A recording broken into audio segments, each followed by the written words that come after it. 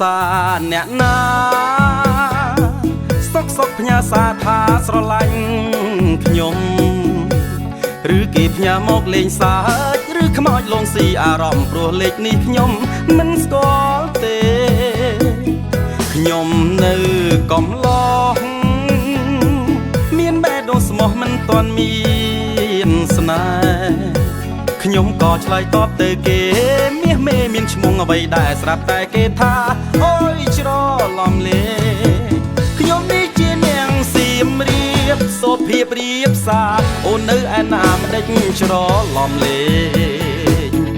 បងខលទៅលេងសំលេងហាត់ចំលែកងាយប្លែកអូយភេទទី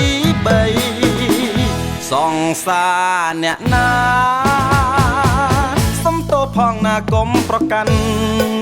អីខ្ញុំក៏ចង់មានសង្សារតែចង់បានសង្សារស្រីនិយាយខ្លីៗបាត់ទូរស័ព្ទហើយ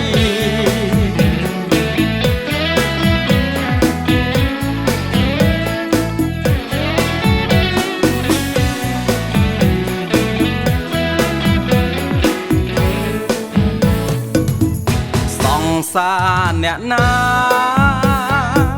សុកផ្ញើសារថាស្រឡាញ់ខ្ញុំឬគេផ្ញើមកលេងសើចឬខ្មោចលងស៊ីអារម្មណ៍ព្រោះលេខនេះខ្ញុំមិនស្គាល់ទេខ្ញុំនៅកំឡោះមានបេះដូងស្មោះមិនទាន់មានស្នេហ៍ខ្ញុំក៏ឆ្លើយតបទៅគេ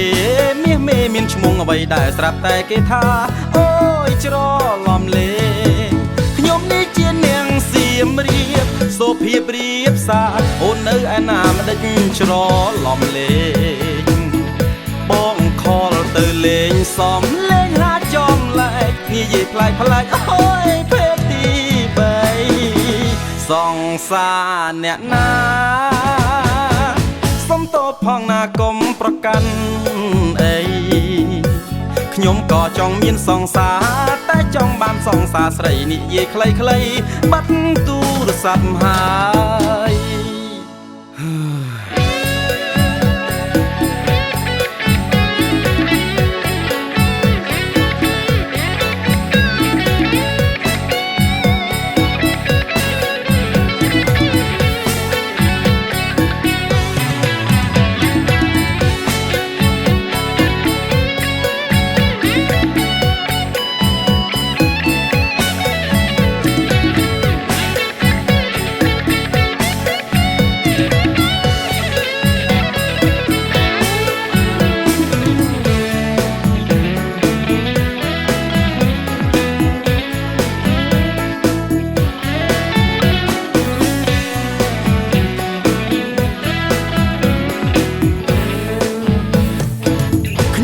ជានាងសៀមរាបសូភៀបរៀបសារអូននៅឯណាម្ដេចច្រឡំលេខបងខលទៅលេងសំលេងហាត់ចំលែកនិយាយប្លែកអូយភេទទី3សង្សារអ្នកណាសុំទោសផងណាកុំប្រកាន់អី